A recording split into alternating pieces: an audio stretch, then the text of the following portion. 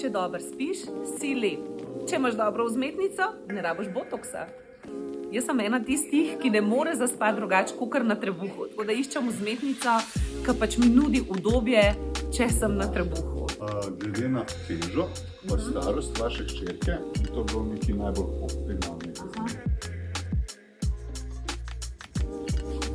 Meni se zdi ta super.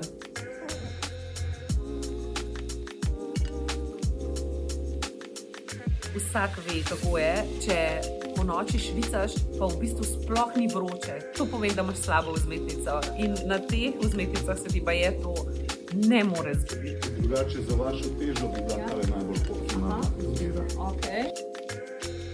Jaz sem izbrala Monte Rosa. In to srednja trdota.